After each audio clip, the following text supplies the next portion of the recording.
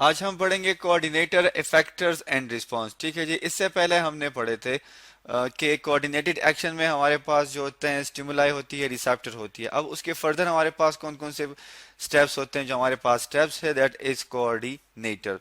अब कोऑर्डिनेटर हमारे पास क्या है? कोऑर्डिनेटर जो है हमारे पास ये क्या होते हैं जी? ये हमारे पास ऑर्गन्स होते हैं। ठीक है।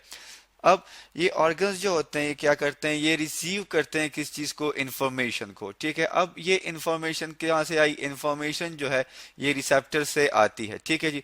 रिसेप्टर के बाद जब इंफॉर्मेशन जो है इनके पास आ गई तो ये क्या करेंगे जी? ये इसको सेंड कर देंगे। जब इंफॉर्मेशन को ये रिसीव कर लेंगे तो इसी इंफॉर्मेशन को ये सेंड कर देते हैं कहाँ पे?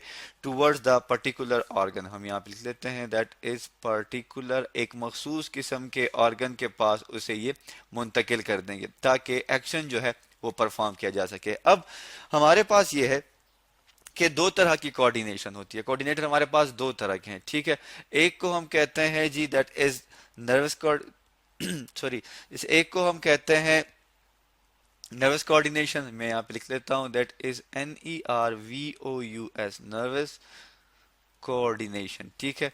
अब ये कोऑर्डिनेशन जो है जैसे कि इसके नाम से हमें पता है ये किसके थ्रू होगी जी? ये हमारे पास होगी न्यूरॉन्स के थ्रू। ठीक है। हम यहाँ पे लिख लेते हैं। इसमें हमारे पास डिफरेंट टाइप ऑफ न्यूरॉन्स जो होते हैं वो इन्वॉल्व होते हैं। दूसरी टाइप जो है हमारे पास वो क्या है? वो हमारे पास है जी केमिकल कोऑर्डिनेशन। ठीक है। अब केमिकल कोऑर्डिनेशन हमारे पास किस तरह होगी? केमिकल कोऑर्डिनेशन जो है हमारे पास ये होती है किसके थ्रू? ग्लैंड्स के थ्रू, हार्मोन्स के थ्रू। ठीक है। किसके थ्रू होती है जी? That is with the chemicals. हमारे पास कौन से होंगे? हार्मोन्स होंगे। तो हम एक डायग्राम देख लेते हैं जिसमें हमें ग्लैंड्स का पता चल सके कि ग्लैंड्स किस तरह होते हैं, उनका स्ट्रक्चर किस तरह का है और वो किस तरह के कोऑर्डिनेशन में हमारी हेल्प करते हैं। ठीक है जी। अब हम एक डायग्राम ले आते हैं जिसमें ये हमारे पास एक डायग्राम आ गई। अब आप इस डायग्राम में देख सकते हैं हमारे पास अगेन क्या है? हमारे पास किडनीज है और वही किडनीज जो है उनके ऊपर आपको जो है एक स्ट्रॉच ऑफ सॉरी किडनी नीचे वैसे भी लेबल है, एक लेबल डायग्राम है, हम उसी को इंसर्कल कर लेते हैं। ठीक है। ये हमारे पास किडनीज हैं और आपको नजर आ रहा है कि इस पे ये जो है फैटी से जो है एक सॉर्ट ऑफ लेयर मौजूद है। ये क्या हमारे पास जी? ये एड्रीनल ग्लैंड है। ठीक है। एड्रीनल ग्लैंड जो है हमारे पास ये क्या करती है? ये हार्मोन रिलीज करती है। कौन से? जैसे कि हमारे पास कोर्टिसोल हो गया जो कि क्या करते हैं? स्ट्रेस हार्मोन है। तो इसी तरह हमारे पास ये कोऑर्डिनेटर होते हैं। ठीक है। जो कि क्या करते हैं? डिफरेंट सिक्रीशन करते हैं और फिर ये हार्मोन्स जब सिक्रीट होते हैं तो उन्हें स्पेसिफिक ग्लैंड्स के पास पहुंचाया जाता है। सॉरी स्पेसिफिक, हाँ, ग्लैंड्स के पास ही पहुंचाया जाता है और दूसरे जो ऑर्गन्स हैं उनके पास भी पहुंचाया जाता है। अब हम आगे बढ़ते हैं और देखते हैं कि कोऑर्डिनेटर ने तो इंफॉर्मेशन ले ली किससे? रिसेप्टर से। अब वो इस इंफॉर्मेशन को क्या करेंगे? पास करेंगे टूवर्ड्स द पर्टिकुलर ऑर्गन। अब ये पर्टिकुलर ऑर्गन हमारे पास क्या होगा? ये पर्टिकुलर ऑर्गन जो हमारे पास है ये होगा इफेक्टर्स। ठीक है। तो हम अब यहाँ पे लिख लेते हैं दैट इज इफेक्टर्स। ठीक है जी। अब इफेक्टर्स को हम किस तरह डिफाइन कर सकते हैं? ठीक है। इफेक्टर्स को हम इस तरह डिफाइन कर सकते हैं कि कोई भी ऑर्गन हो सकता है, ये कोई भी मसल्स हो सकते हैं। ठीक है। हम लिख लेते हैं ये भी ऑर्गन होगा, सॉरी ऑर्गन होंगे, एन ऑर्गन, या ये हमारे पास क्या हो सकते हैं? मसल्स हो सकते हैं। ठीक है। ऑर्गन हो सकते हैं, सॉरी ग्लैंड्स हो सकते हैं, इसके अलावा ये मसल्स हो सकते हैं। ठीक है। जो कि क्या करेंगे? जो कि रिस्पॉन्स शो करेंगे किसकी तरफ? Toward the stimuli. ठीक है जी। अब हमारे पास स्टिमुलाई के पास सॉरी स्टिमुलाई को रिस्पॉन्स करने के लिए हमारे पास क्या है? That is effectors. अब इफेक्टर्स जो है हमारे पास, हम ये भी कह सकते हैं कि इफेक्टर क्या है? ये रिसीव करते हैं मैसेज को किससे? From the coordinator. हम लिख लेते हैं यहाँ पे क्या करते हैं जी? ये रिसीव करते हैं किस चीज़ को? इंफॉर्मेशन को, इतलात को। इंफॉर्मेशन इतलात भी हो सकती है किसी भी किस्म की कि भाई ये चीज़ जो है हमारी बॉडी के लिए ठीक नहीं है तो ये क्या है जी? तो ये रिसीव करेंगे इंफॉर्मेशन किससे? कोऑर्डिनेटर से। ठीक है। हम यहाँ पे लिख लेते हैं दैट इज कोऑर्डिनेटर। हम इसको एक साथ भी लिख सकते हैं और सेपरेटली भी लिख सकते हैं। अब अगेन ये जो है इफेक्टर जो है इनकी तरफ मैसेज जो है, अगर वो इंफॉर्मेशन हमारे पास जैसे कि हमने यहाँ पे पढ़ा कि वो कोऑर्डिनेटर के थ्रू आ रहा है तो या न्यूरॉन्स जो है ये इंफॉर्मेशन लेके जाएंगे इफेक्टर्स की तरफ, और या फिर जो है हमारे पास जो हार्मोन्स हैं ये इंफॉर्मेशन लेके जाएंगे किसकी तरफ? Towards the effectors.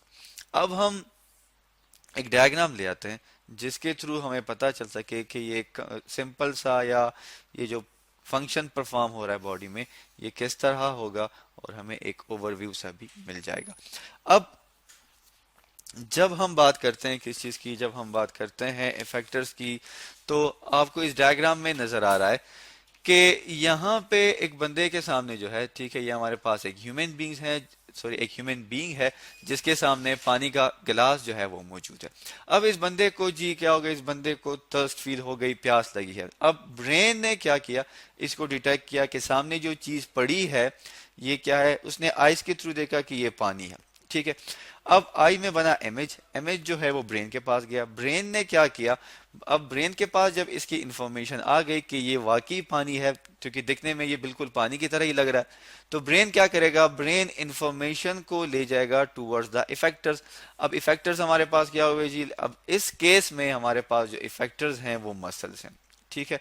अब मसल्स क्या करेंगे, मसल्स जो हैं वो कंट्रैक्ट हो जाएंगे, ठीक है। जब वो कंट्रैक्ट हो जाएंगे तब क्या होगा, तब हमारे पास ये होगा कि बंदा जो है, आप देख सकते हैं यहाँ पे, उसने इस पानी के गिलास को हाथ में उठा लिया है, ठीक है। हाथ में उठाने की वजह से क्या हुआ, अब वो पानी पी लेगा। और पानी का पीना क्या है, पानी का जो पीना है ये हमारे पास that is known is the response, जो कि हमारे पास लास्ट स्टेप होता है। हम अब यहाँ पे लिख लेते हैं दैट इज रिस्पॉन्स। तो रिस्पॉन्स को हमने क्या किया था, रिस्पॉन्स को हमने पहले भी एक्सप्लेन किया था कि जब इफेक्टर जो है वो अपना मैसेज जो है वो क्या कर दे, परफॉर्म कर ले। हम लिख लेते हैं कि यहाँ पे कि जो इफेक्टर्स हैं हमारे पास, ठीक है, वो क्या कर ले, एक्शन को परफॉर्म कर दे, ठीक है। उसने एक्शन परफॉर्म कर दिया, इसको हम क्या कहेंगे, इसको हम कहेंगे जी ये हमारे पास जो है रिस्पॉन्स हो गई, ठीक है, दैट इज परफॉर्म। तो ये हमारे पास रिस्पॉन्स हुए। अब जो है हम आगे बढ़ते हैं और देखते हैं कि हमारे पास ये जो रिस्पॉन्स हैं, जो कि हमारे पास हो सकते हैं स्टिमुलस से लेके रिस्पॉन्स तक, कोऑर्डिनेटर, ये साइकिल हम बना लेते हैं ताकि हमें समझने में भी आसानी हो। तो सबसे पहले हमारे पास सेंस ऑर्गन होते हैं, ठीक है जी, हम यहाँ पे लिख लेते हैं सेंस ऑर्गन है।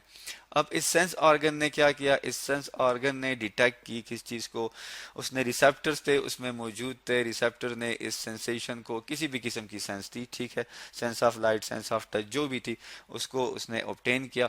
अब उसने ये दे दिया किस चीज को, न्यूरॉन को। अब जब न्यूरॉन को दे दिया तो इसका मतलब है कि हमारे पास क्या है, ये हमारे पास नर्व कोऑर्डिनेशन है। अब ये चला गया भाई न्यूरॉन किसके पास, ब्रेन के पास चला गया एंड स्पाइनल कॉर्ड के पास चला गया, ठीक है। हम यहाँ पे लिख लेते हैं brain and spinal cord. Brain और स्पाइनल कॉर्ड ने क्या किया, उसी इंफॉर्मेशन को अगेन जो है दे दिया किस चीज के थ्रू, वही न्यूरॉन्स के थ्रू, ठीक है, न्यूरॉन्स के थ्रू दे दिया। और न्यूरॉन्स के थ्रू अगेन हमारे पास ये किसके पास आ गया, इफेक्टर्स के पास आ गया, ठीक है। हम यहाँ पे लिख लेते हैं इफेक्टर। इफेक्टर्स हमारे पास क्या थे, कि हमारे पास ग्लैंड हो सकते हैं, ठीक है जी। ग्लैंड के अलावा जो है ये मसल्स भी हो सकते हैं, ठीक है। ये हमारे पास हो गई कौन सी कोऑर्डिनेशन, ये हमें कहेंगे हमारे पास नर्व कोऑर्डिनेशन है।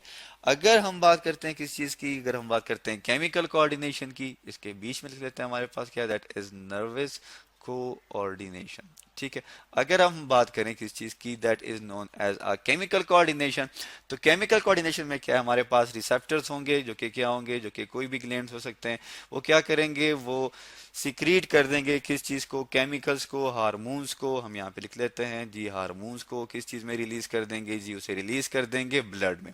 ब्लड में रिलीज करने के बाद जो है वो अगेन हार्मोन्स चले जाएंगे किसके पास, एंडोक्राइन ग्लैंड के पास चले जाएंगे, ठीक है जी। अब एंडोक्राइन ग्लैंड क्या करेगा, एंडोक्राइन ग्लैंड जो है वो अगेन रिलीज करेगा किस चीज को, हार्मोन्स को, ठीक है, किस चीज में, वही ब्लड में, ठीक है। हार्मोन को रिलीज कर देगा किस चीज में, अगेन उसी ब्लड में। और फिर वो हार्मोन जो है वो चला जाएगा टुवर्ड्स द इफेक्टर्स। अब इफेक्टर्स यहाँ पे हमारे पास अगेन कोई भी चीज हो सकती है, वो बोन्स भी हो सकते हैं, लिवर भी हो सकती है, और कोई भी दूसरी चीज हो सकती है। तो ये हमारे पास क्या है, ये हमारे पास केमिकल कोऑर्डिनेशन है।